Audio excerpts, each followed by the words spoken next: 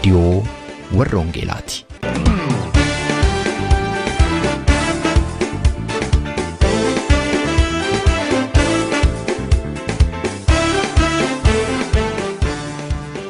रेडियोन वर्रोंगेला tokkummaa waldooti Oromoo warroongeelaa Awurooppaatiin qophaa'e torbanitti si'a tokko guyyaa sanbadduraa dhaggeeffattoota biyyootii gaanfa Afrikaaf naannoo isaatiif akka lakkoofsa sa'aatii Itoophiyaatti galgala sa'aatii 12 hamma sa'aatii 12:00tti dambalii gabaabaa kiiloo heerzii 15,515 yookaanis meetir baandii 19 irratti dhaggeeffattoota kibbaaf giddugaleessa Awurooppaatiif immoo akka lakkoofsa sa'aatii giddugaleessa Awurooppaatti galgala sa'aatii 21 hamma sa'aatii 21:00tti dambalii giddugaleessaa kiiloo heerzii 1,355 irratti kan isin qaqqabu tamsaasa wangeelaati. Kun reediyoo warroongeelaati. Lubbuu 67 dha mana hidhaa sana keessatti Waaqayyo kan inni nuuf kenne. Inni kun isuma qabatamaadha. Warra dhaga'an miti kan ani sittimu warruma fayyan warra dhufanii Gooftaa Yesuus Kiristoosiin intervaalii bultii 20 sana keessatti Gooftaa Yesuus Kiristoosiin amananidha. 20 keessatti lubbuu 67 Gooftaa fudhate naan jechaa jirta Ermiyaas. Right. Dargaggoo Ermiyaas Taklee. Dargaggoo Ermiyaas hiriyoota isaa nama 10 wajjin nama 11 ta'anii hojii wangeelaa hojjechuudhaaf Naqqamtee irraatii gara Matakkal dhufu. Guyyaa 5 hojii dhuga ba'umsaa naannoo sanatti iddoo garaagaraa naanna'anii haala gaariin eega hojjechaa turanii booda gaafa guyyaa 6ffaa atuu isaanii yaadiin akka tasa poolisiin qabamanii mana hidhaatti darbataman. Isa booda guyyoota 20 taansaniif mana hidhaa tokko mana hidhaa biraatti dabarsa rakkinaaf gidira guddaan isaan irra ga'e. Rakkinaaf gidiraan isaan irra ga'u malee mana hidhaa sana keessatti Waaqayyo harka isaaniitiin dinqii gurguddaa hojjetaa ture. Hojiin wangeelaa achi keessattis hojjetamaa. Namoonni hidhuu dandeessu malee wangeelaa hidhuu hin dandeessanii kan isaan jedhan. Yeroo sana ture waan gurguddaa achi keessatti ta'e keessaa lubbuu haaraan akkuma namoonni mee 67 gara Gooftaa dhufu isaaniiti. Ermiyaas har'aa kaasee walittaansuudhaan dhuga ba'iinsa isaa nu hiruu jalqabaa sagantaa keenya har'aa keessatti argattu kutaa tokkoffaa. Harka fuunee attam jirtu jaallatamtootaaf kabajamtoota dhaggeeffattoota keenya reediyoon warroongeelaa sagantaa ishee garaagaraa qabattee egaa har'a kunoo dhiyaatteetti torban 3 darbaniif walittaansinee isinii dhiyeessaa kan jirru mata duree kadhannaa jedhu lubaa Tamasgeen Abasaatiin kan isinii dhiyaataa jiru. Barsiisee sagalee Waaqayyoo kutaa arfaffaanis har'aa isinii dhiyaata.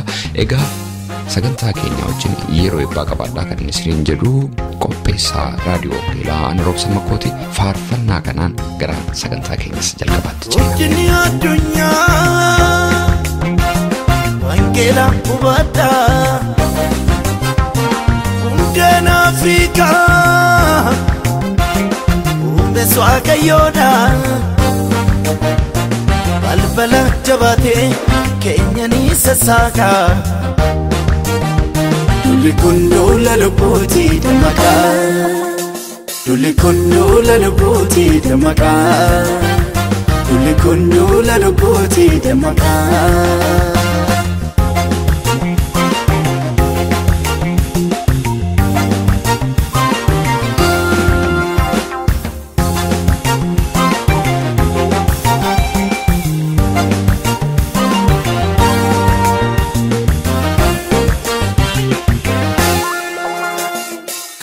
Kibba warri jirtan kanneen baablita.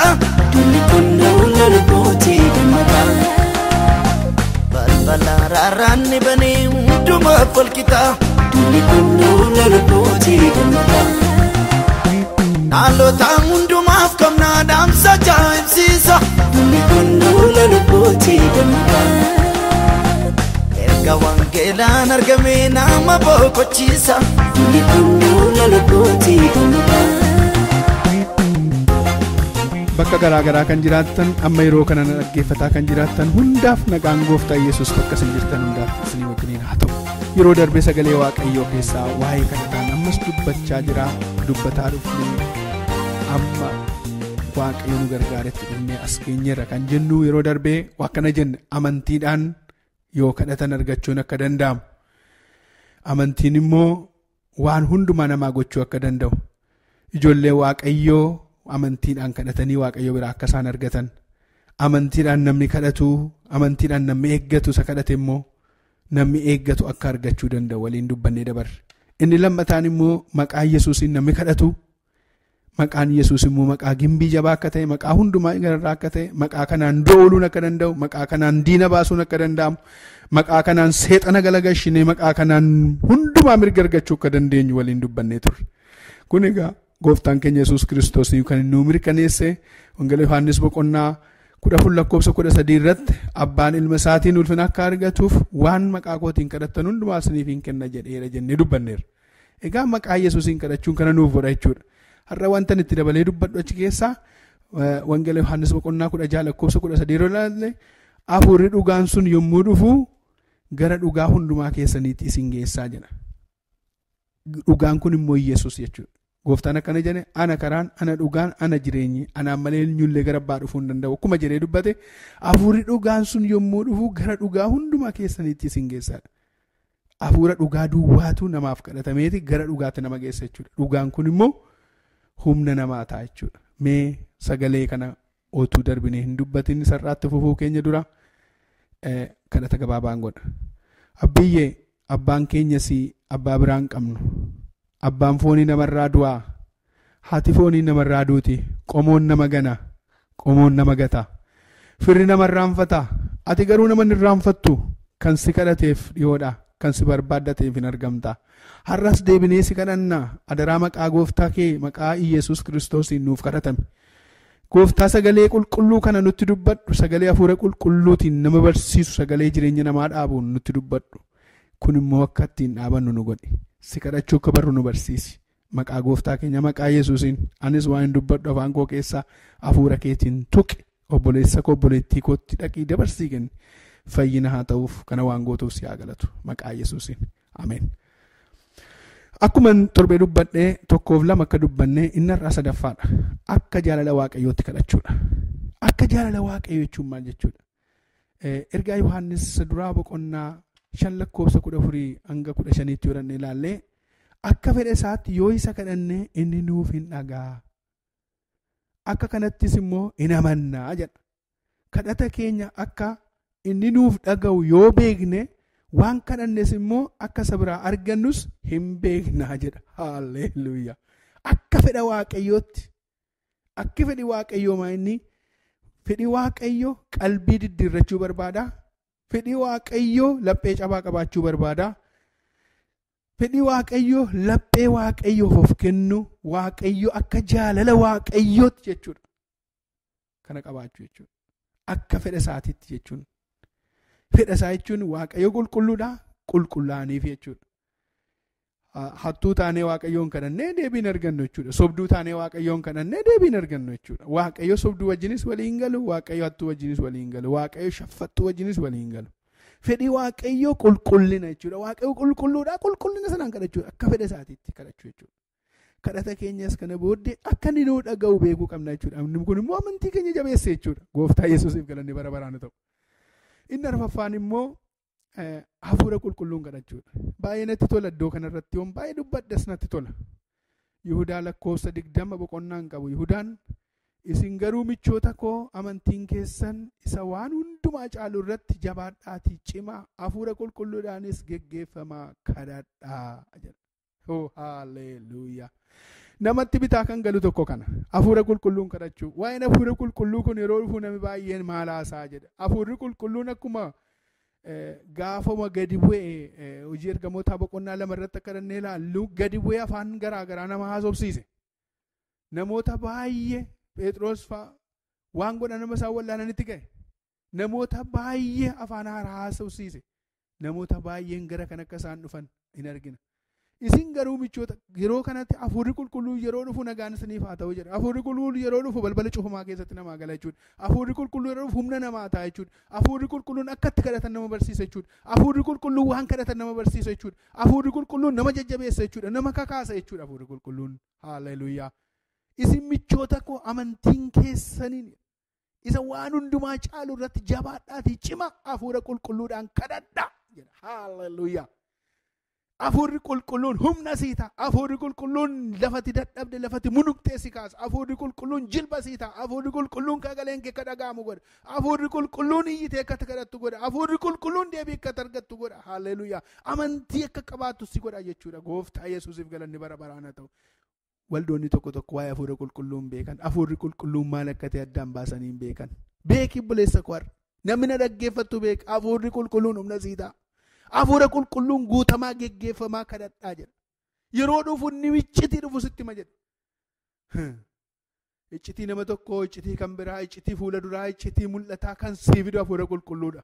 Gooftaan keenya Yesuus Kiristoos yeroo gaaratti ol ba'e akkana jedheeni jabaadhaa kan isin jajjabeessu hafuura qulqulluun isiniif kennaa jedhe. Isin raafamina lapheen keessan hin raafamin hin nayinaadha. Wangeela Yohaannis boqonnaa 14 irratti lapheen keessan hin raafamin. Lafan jiru isinis akka hin jiraattan lammaffaa deebi'ee dhufeen isin fudha. Garuu hafuura qulqulluun isiniif kenna kan isin jajjabeessu. Maarraa gilawdaa namaa saantiroodii. Eegala baduuna Yesuus ilmi Waaqayyoo hafuura qulqulluudhaan akka nu kadhannu barbaada. Kadhadhaa dhaggeeffadhaa. Kadhadhaa obboleessa koo Waaqayyoo biraa argatta. Kadhadhaa obboleettii koo Waaqayyoo biraa argatta. Deebii keetu isa wanta ta'eefan kana sitti hima. Mul'ata biraan qabuun mul'ati kunoo hafuura qulqulluun geggeeffamanii kadhachuudha. Humna namaa ta'a. Lafa dadhabanii lafa munnuqanii nama kaasa hafuurri qulqulluun. Gooftaa Yesuusiif galanni bara baraan haa ta'u. Inni shanaffaan immoo qalbii diddiirrachuun kadhachuu. Qalbii diddiirrachuun akkuma sila dubbachuu barbaade dhiifamuu cubbuu Waaqayyoon kadhachuu jechuudha. Waan balleessan waan yakkan Waaqayyootti himatanii Waaqayyoon kadhachuu jechuudha. Waaqayyoon hafuura isaa eeggachuudhaaf qalbii ofii gadi of buusu jechuudha. Lafa jiran irraa gadi bu'u. Ulfina qaban irraa gadi bu'u. Wanta itti waamaman irraa gadi bu'u. Ani hin jiru iddoo sanatti jiraadhu jechuu. Qalbii diddiirrachuu cubbuu ofiitti qalbii diddiirrachuu. Faarsaa Daawwitu faarsaa 66 irratti lakkoofsa 18 irratti maal jedhaa? Ani hamaa gochuu otuun yaadeera ta'ee jedhe. Gooftichi matumaan iyyuun dhaggeeffatu ture jedha. Otuun hamaa gochuu yaadeera ta'e nan dhaggeeffatu jedhe. Hammina koorraan of qulleesseen fuula isaatti dhiyaadhee mootichi na dhaggeeffate jedheeti Daawwiti dubbata. Isaayaas 59 tokko amma lamaatti dubbifachuu dandeessu. Obboleessa koo, obboleettii koo. Kanaaf qalbii diddiirradhu Waaqayyo of koffistee, ofii kee of ulfeessitee, ofii kee anjira jettee cubbuu maaliin godhe jettee of dhossitee Waaqayyoon duratti hin dhiyaatiin kadhata sobaa ta'a. Ofumaa soba ta'a. Kadhati kee waan tokko la mataa makeerra ol hin darbu. Iddoo sana naannoo sanaan bahu qalbii yoo diddiirratte yoo iddoo sana ofii kee gadi of deebifte duwwaadha Waaqayyo si dhaga'uu kan danda'u. Waaqayyo nu dhaga'uu kan danda'u. Si duwwaa miti an mataa koo ofitti lallabaa jira. Kanaaf akka qalbii diddiirrannu barbaada. Gooftaa Yesuusiif galanni bara baraan haa ta'u. Inni ja'affaan immoo dhiifama gochuudha. Dhiifama godhaa'edha Gooftaan. Dhiifama godhanii Waaqayyoon kadhachuudha. Inni guddaan inni cimaan isa kana. Iddoo kana irratti namatti ulfaata. Eenyummaan kiristiyaanummaa, eenyummaan ijoollee Waaqayyoon asirratti kan madaalamudha. Kennaa Wangeela Maatewos boqonnaa 5 lakkoofsa 23 amma 24tti dubbifachuu dandeenya. Kennaa kee isa kennuudhaaf jette sana dhiisiiti. Isa achitti dhaqii obboleessa keetti araaramii kennaa kee deebi'iiti kennii jedheen dubbata. Yeroo baay'ee namni baay'een maal jira dhiifama gochuurra ofii isaatii dhiifama barbaada. Akka dhiifama godhaniif akka namni dhiifama godhuuf isa duwwaayyuu immoo miti maalan balleessa jedha. Ofii isaatii of mul'isuu barbaada malee Waaqayyo dhiifama gaafachuu hin beeku. Namas obboleessa isaas dhiifama gaafachuu hin beeku. Kana rakkina kan ta'e. Namni dhiifama hin goone dhiifama hin argatu. Sittan hima. Al tokko jara lamatu walitti dhufan karaa lama irratti lamaan isaanii yoo miqqanyoota. Lamaanuu miqqanyaadha. Achi keessaa xinnoo tokko garraamummaa qaba.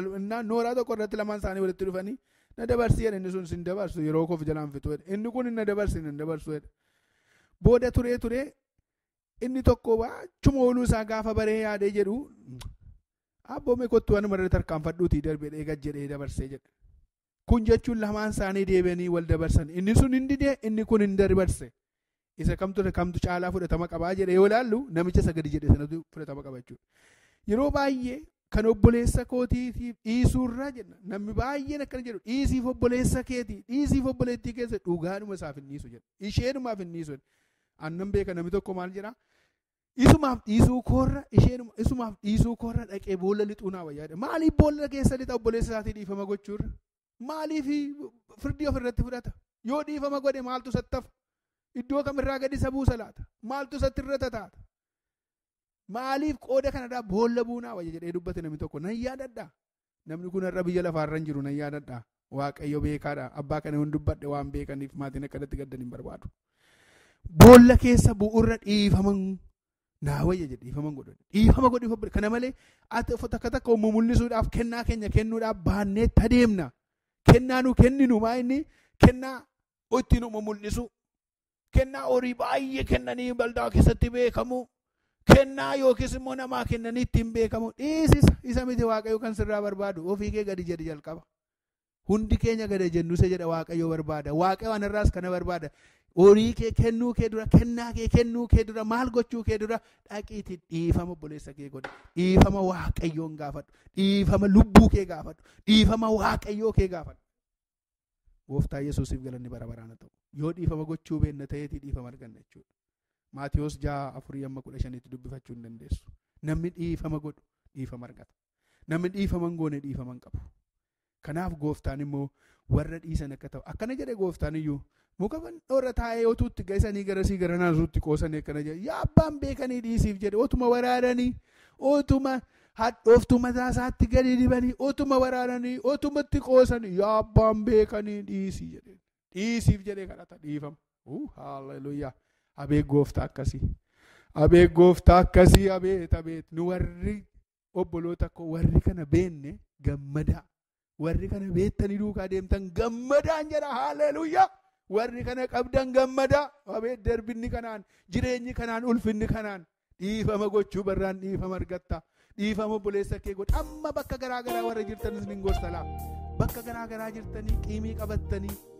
Walii keessanitti qiimii qabattanii warra jirtan, walitti aartanii warra jirtan, obboleessa kee gaadaa kan jirtu dhiifama godhiif fayyina akka argattu. Kanaa gadi lubbuun kee hin baddilaa.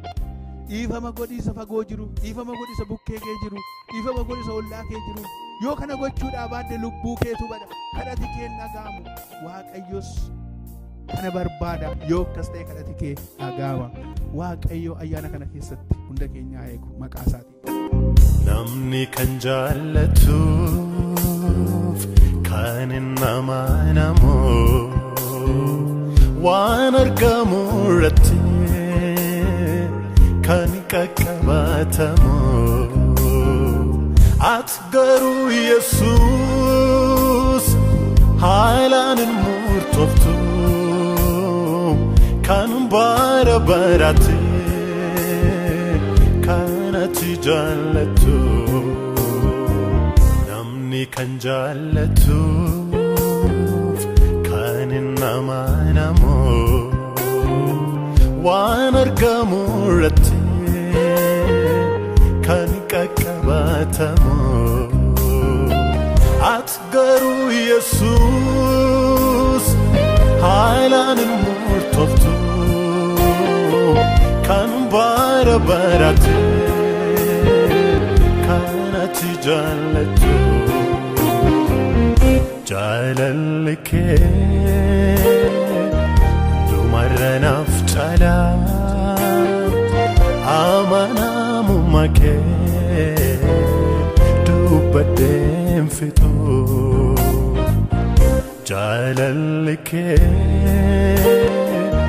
dhumarra naaf caalaa amanamummaa kee dubbadheen. Kun reediyoo warra Wangeelaatti sagantaan keenya itti fufa. Meetir baandii 19 yookaanis immoo kiiloo heerzii 15,515 irratti guyyaa sanbadduraa galgala sa'aatii 12 amma sa'aatii 12:00 kan isinii darbu tamsaasa kana YouTube irratti, SoundCloud irratti, karaa Facebook akkasumas immoo karaa weebsaayitii keenyaa hordofuu dandeessu. Weebsaayitiin keenya maqaansaa www.uoece.org jedhama. Irraan isinii deebi'a.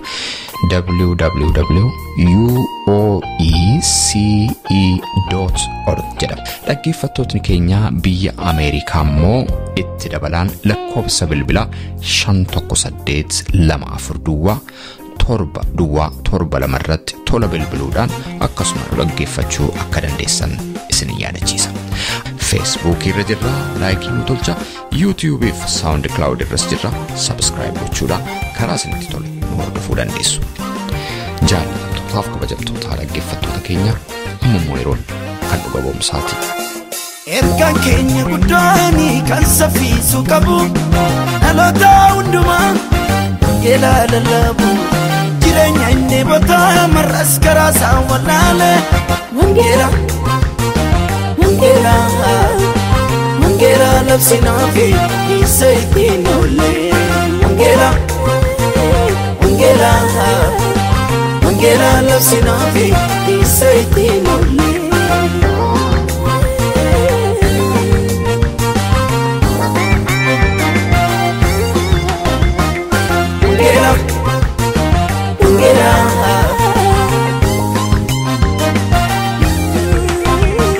Arganoo dandii jireenya raanchicha guddicha dulli kunduu lalbooti gammadaa dukkana hundaa mo'atee bulchicha bakkalcha dulli kunduu lalbooti gammadaa dhaloonni isaa fawwaatee qaroomee mul'ata dulli kunduu lalbooti gammadaa lukkuun maraartu dhabee kan kennuun olfata dulli kunduu lalbooti gammadaa. Harka fuunee attam jirtu jaallatamtootaaf kabajamtoota dhaggeeffattoota reediyoo warra wangeelaa. Akkuma isin beektan reediyoon warra wangeelaa yeroo garagaraatti namoota waaqayyoo garagaraa sagantaa ishee kanarratti keessummaa gootee dhiyeessuudhaan waan baay'ee waan barumsarraa argamu haasofsiistee dhiyeessaa turteetti ammalleettuma jirti. Si'a baay'ee dubbii wangeelaa kun dubbii aarsaati jedhama. Kana yeroo laallu wangeelli kun aarsaa guddaanatti ba'ee har'a akka inni nu bira ga'eetii yaadanna. As keessatti abbootiin wangeelaa durii aarsaa isaan kaffalan hamma danda'ametti sagantaa kana keessatti dhiyeessaa turuun keenya ni yaadatama. Waa'een aarsaa kun abbootii wangeelaa durii qofaarratti kan hojjetu otoo hin taane ammallee wangeelli kun aarsaatiin fuulduratti adeemaa jira. Keessummaan keenya har'aa kanaa nu dhugoomsaa. Keessummaa nuun har'a qabannee dhiyaannu dargaggoo Ermiyaas Taklee jedhama. Dargaggoon Ermiyaas Taklee kallattiin tajaajila isaatii maal akka ta'e dhimmi aarsaa isa kaffalchiise immoo isa kam akka ta'eef seenaa keessa darbe hojii wangeelaa hojjetaa jiru har'aa dhaggeeffattoota keenyaaf qooduu jalqaba.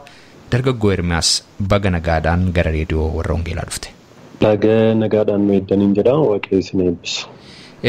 Dargaggoo Ermiyaas dhiyeenya kanaa feesbuukii kee irratti nu yoo hidhamnillee wangeelli hin hidhamu mata duree jedhuun barreeffama gabaabaa tokko baastee turte. Anumaanuu sagantaa kanarratti akkan keessummaa godhee si dhiyeessuuf kan akka kaasisa kana hojii wangeelaatiif gara naannoo Matakkal yeroo adeemtee turte waan guddaan siif hiriyoota kee hojii wangeelaa si wajjin hojjetanirra akka ga'ee turetii nutti himte. Mee isa kana har'a dhaggeeffattoota reediyoo warra wangeelaatiif hirta achi keessa tuullixiin fuuldura garuu eenyummaa keenya akka taateef kallattiin tajaajila keetii immoo maal akka ta'e sarara akka tajaajilaa jirtu eessa akka jalqabdee mee gabaabsiitii nutti himiti gara ijoo dubbii keenyaatti seenna. Baay'ee eebbifamaa isiniin jedha. Ani maqaan koo Ermiyaas Takleen jedhama. Amma kanani irraa tajaajilaatti jiru dhaabbata ergaa guddichaa kanaachi Great Commission Ministry Itoophiyaa kan jedhamu keessatti damee tajaajila barattootaa keessaa waajjira lixaa Itoophiyaa kan qindeessu magaalaa Naqamtee irra waajjira jiru irraa ta'eetan barattoota yuunivarsiitii lixa Itoophiyaa irra jiran Wallagga yuunivarsiitii kaasee hanga Asoosaatti yuunivarsiitota jiran irratti akkasuma dargaggoota irratti waldaa faana ta'uudhaan hojjechaattiin jira. Barnoota koo digirii jalqabaa yuunivarsiitii Gondariitii bara 2003 akka lakkoofsa Habashaatti xumure. Erga achiitii xumuree booddee kallattii maanan gara hojii ergama wangeelaa kanaachi dhuga ba'umsa wangeelaa isa jedhamu yeroo baay'ee sagatii nama baasisu jedhamee kan ilaalamu kana keessattan kallattii maan xumura barnoota sadarkaa olaanaa kan xumureen kallattii maannisa kana keessa seeneetan amma sana keessaan hojjechaatti jira, tajaajilaatti jira jechuudha. Eebbifame. Baay'ee gaariidha Ermiyaas. Barnoota maaliin baradhinaan jette? Barnoota ni baradhee applied mathematics jedhama. Kanaachi immoo damee muummee barnoota herregaa tiinidha, appliedidha. 2001 to 2003 or 2012 akka lakkoofsa faranjiittanii graduate godhee xumure. Barnoota herregaatti digirii qabdati garuu amma kanatti hojjechaa jirtu kallattii sanarra miti. Gama sanaan barumsa baratteen hojjechuun hin danda'amne moo waamicha keetu kana ta'e moo meesa moo naa ibsame amma garuu kanatti yeroo guutuu laattee hojjechaa jirtu hojii wangeelaati. Gaaffii sirriidha Roobsan kanatti naaf kaaste yaa'u biyya keenya kana keessatti yeroo fudhannee ilaallu yeroo baay'ee abboonni nu dura turanis taanaan haala garaagaraatiin nuti beeknu hojiin mana qulqullummaa kanaachi hojiin mana waaqayyoo carraan hojii iddoo garaagaraatii erga dhabamee booddee gara xumuraa irratti kan namoonni akka filannootti dhaqanii seenanidha. Isa kana qofaa mootuun ta'in already waamicha gooftaa keenya Yesuus Kiristoosiinis yoo fudhannee ilaallee sadarkaa garaagaraa irratti namoota jiran yeroo itti waamee of duukaa buusee jira. Kanaaf ani kallattiimaan barumsa yuunivarsiitii qabxii gaariidhaanidha yuutii kanan ba'ee achii ba'es immoo carraa hojii hojjechuu baay'een jiru turanii. Kan koo akka carraa ta'ee yeroon murteessee gara wangeelaa kanatti ba'uudhaaf ka'uyyuu challenge kan nu godhun wanti baay'een carraawwan hojii naannaa koo turanidha. Maaliif qabxiis qaban ture sadarkaa gaariidhaanidha mana barumsaa sanaatii kanan ba'ee hojjechuudhaafis balbaloonni hojii iddoo garaagaraa jiru turanii. Egaa waamichuudhuma koo kanaachi filannoodhuma waaqayyoo kanaan dura qopheessedha. Baay'ee kan nama ajaa'ibu amma waggaa lammaffaa baradhuutti kallattii kanaan waan ani dhufatti hin fakkaatu anumtiyyuu yaadaa hin qabu isa kana baradhee xumuree akkuma nama tokkootti hojii mootummaa hojjechaa bukkeetti immoo kan tajaajiluttidha malee kanan yaadu. Akkas keessa lixee karaa kanaan guutummaa umurii koo kennee yeroo koo kennee waan hojii kana keessa qixa kanaan dhufu hamma dhaqee waggaa lammaffaa barataa yuunivarsiitii jirutti hin beeku. Egaa sadaffaa irrattidha baay'ee convictioniin kanaa waaqayyoo paashinii kanaa keessa koo kaa'ee turtii waggaa 3dha turn kanan godhe. Turning pointiin kanaachi iddoon ani itti guutummaa guutuutti gara wangeela kana baruu gara wangeela kana tajaajiluu. Tajaajila wangeelaa kana keessaa immoo yeroo baay'ee gatii nama baasisa jedhamu kana oobdii warra hin amananne irra warra waaqayyoon hin beekne irratti ta'ee carraama ta'ee waamichuma ta'ee barataa yuunivarsiitiitu hin jiruudha. Kanan namoota baay'eef wangeela qooduu jalqabee namoonni itti dubbadhus gooftaa Yesuus Kiristoosiin hin amanu. Kanarraa ka'uudhaan baay'inni kun kaka'umsa isaa keessa koo bulee. Kadhadheen ta'eyyuu kadhadhee waaqayyoo erga akkasitiin namoonni namanu ta'ee adaraa tajaajilaa na godhee deenan fuula waaqayyoo duratti gaafadhee waaqayyoos akkuma sagaleensaa jedhu barbaachuus gochuus keessa namaa kan kaa'u waaqayyoodha. Waaqayyoo barbaacha kana keessa koo yeroo inni kaa'u fuula waaqayyoo duratti yeroo fudhadheen warra waaqayyoon kadhatanii waaqayyoon gaafatanii fuula isaa dura turanii bakka adeemsa wangeelaa kana irraan adeemuu barbaada.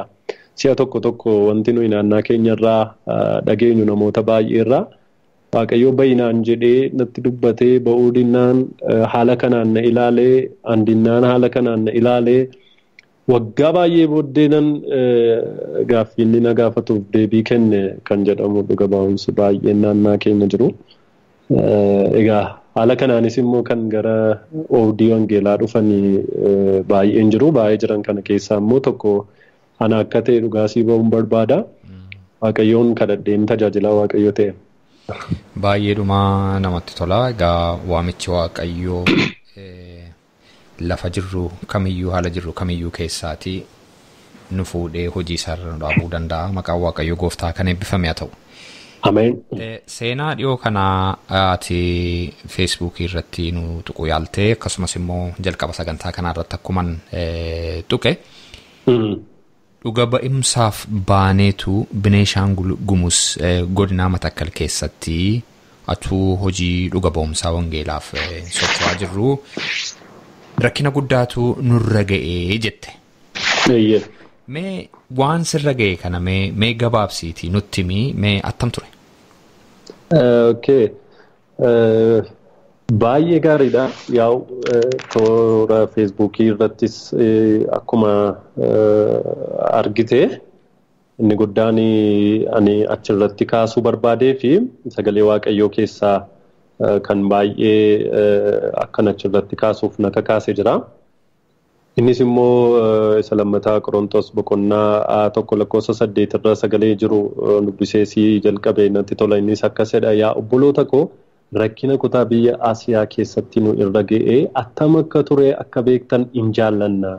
Rakkinni suni hamma nuyi baachuu dadhabnutti safara malee ulfaataa waan ta'eef jireenyatti hafuu keenyaaf iyyuu abdii kutannee turre ittiin jedha warra Qorontosiin Phaawulosi.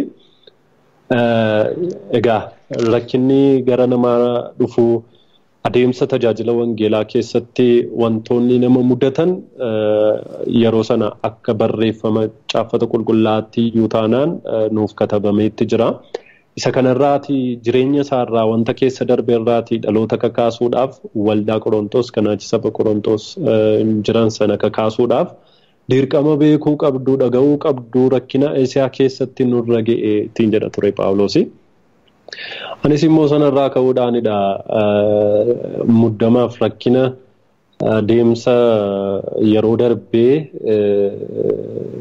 biyya Benishaangul Gumuz keessatti yeroo turre keessatti nurra qaqqabe dhaloota baay'eedhaaf hin ta'a waldaa kiristaanaatiif hin ta'a wanta dubbatamuu qaban keessaati wanta tokko sababa ta'eefan toora feesbuukii irratti illee taanaan barreesse ammallee taanaan iddoo kanatti dubbachuudhaaf ija jabina gaarii hin qaba maaliif wantichi dhalootaaf wanta ta'uuf jechaadha.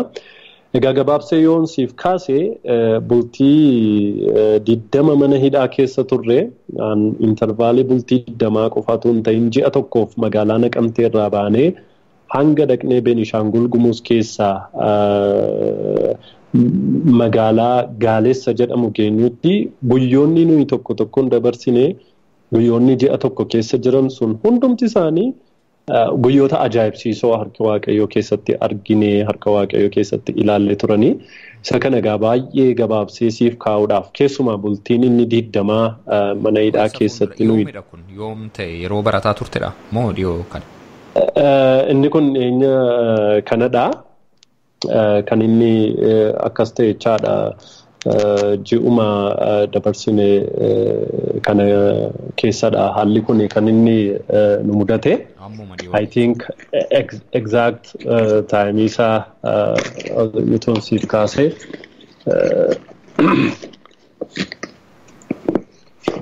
natti tola. Innis immoo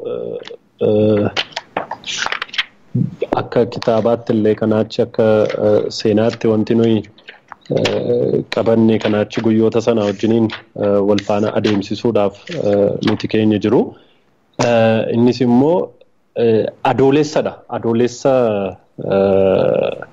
gaafa tokko ture kan nuti biyya Gaalessaa sana keessa galle. Adoolessa gaafa tokkodha kan nuti Gaalessa sana geenye magaalaa Naqamteetii kaane. Egaan adeemsa keenya sana keessatti waldaa Makaana Yesuusii Naqamtee isa jedhamu waldaa hangafaa kanaachi waldaa haadhaa yeroo baay'ee ittiin jedhamudha waldaan suni. Waldaa sanaaf gartuu dhuga ba'umsaa nama 11 taaneedha kan nuti gara biyya Gaalessaatti sochoone. Nama 11 keenya kunis karaa kaaba Itoophiyaa kana keessa baaneetu lafa Oromiyaa laga Abbaay ceenee deemneetu magaalaa Injibaaraa jedhamu Bahar Daariin utuu hin gahin dura Injibaaraadhaan achi seenaa karaa magaalaa biyya Chaagnii jedhamtu keessa bullee Chaagnii keessa bullee darbineetu Matakkal kan jedhu zoonii Matakkal Beenishaangul Gumuz keessa kan jirudha. Zoonii sana keessaa immoo waradaa Dibaatii jedhamtudha kan jiru. Dibaatii sana keessaa magaalaa Gaaleessaadha. Kanaachi mandara Gaaleessaadha kan nuti dhaqne, kan nuti deemnes waldaa maqaan Yesuusii Gaaleessaa irratti argamtudha kan nuti deemne. Egaan achi deemnee nuyi turtii bultii 8 hojjennee magaalaa Naqamteetti deebi'uufidha kan nuti deemne. Isa kana keessatti hanga guyyaa 5ffaa keenyaatti haala baay'ee namatti tolu, haala baay'ee gaarii ta'eenidha kan nuti dabarsine. Bultii 5 iddoo 3ttidha kan nuti qoonne iskeejulii keenya. Inni sunis immoo dargaggoota waldaa maqaan Yesuusii Gaaleessaa irra jiran leenjisuu, kakaasuu, dhuga ba'umsa wangeelaatiif leenjiiwwan isaan barbaachisu, dhugaawwan isaan barbaachisuun isaan kakaasuu fuunee deemnee, fuunee magaalaa Gaaleessaa keessa olii gad deemnee wajjiniin hojjechuu ture sagantaan keenya inni tokko. Ni lammataa immoo fiilmii Gooftaa Yesuus Kiristoos karaa dhaabbata ergaa guddichaatiin kan agarsiifamu. Afaan Oromiffaatiinis, afaan Amaariffaatiinis, afaan naannaan sun dhaga'uun agarsiisaatti turre. Sadaffaa irratti immoo xiyyeeffannaa guddaa laannee kan nuti turre maalidha? Dhuga ba'umsa wangeelaati. Magaalicha irratti hojii dhuga ba'umsa wangeelaa hojjetamu irratti xiyyeeffannaa goone. Bultii 4 jalqabaa haala baay'ee bareedaa ta'eenidha kan nuti dabarsinee, namootnis wangeelatti amanaatti turanii. Hojii illee taanaan akkuma ergamoota yeroo sanaatti walii qoonnee nu keessaa warri hojii fiilmii Gooftaa Yesuus Kiristoos yeroo agarsiisamu qindeessaniif nama kaayinee turre. Akkasuma immoo turtii keenya achi turru keessatti namoota kadhannaadhaan nu gaggeessan barattootuma nama 11 wajjin baane. Sanaaf hundumti keenya 11 keenya iyyuu hojii qooddannee turre.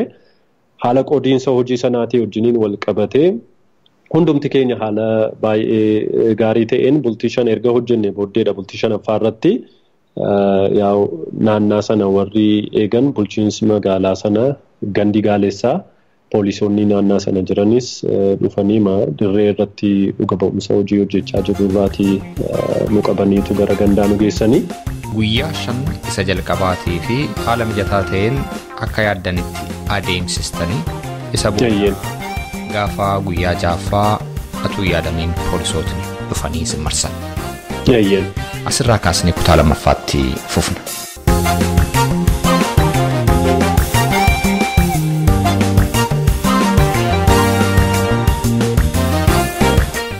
Kutaa 2ffaan dhuga ba'insa kana torbee isiniif dhiyaata.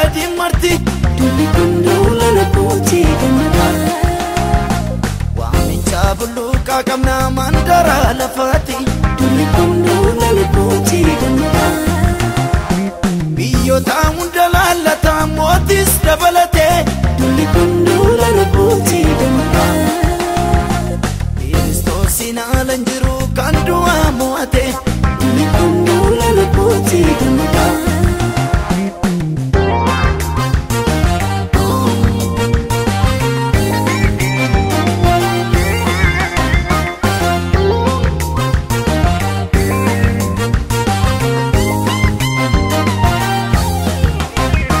Lapsi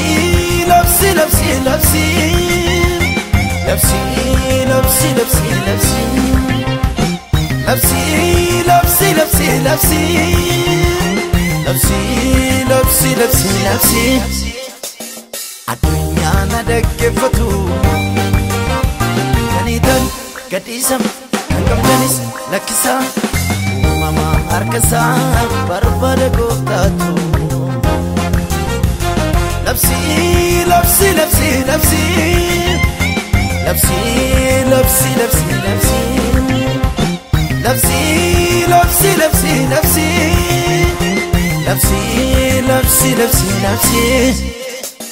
adunya na daggefatu kanitan gadisam kamdanis lakisa mama arkasa barbada goftatu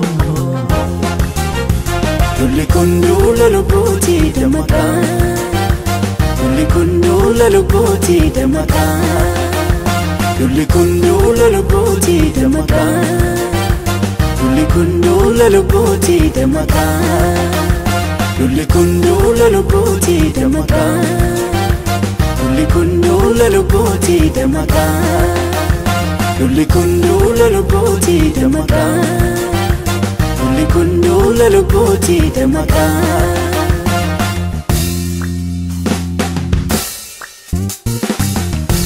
dhaggeeffattoota keenya sagantaa keenya irratti akka eebbifamtan abdii qabna. Waa'ee sagantaa keenya gaaffii yookaan siyaada yoo qabaattaniif karaa teessoo xalayaa keenya rww@tevelensvine13 Oslo Norway jedhaatiin nu barreessaa yookaanis karaa iimeeyila keenya raadiyoowarrawangeelaa@gmail.com jechuudhaan nu qunnamaa.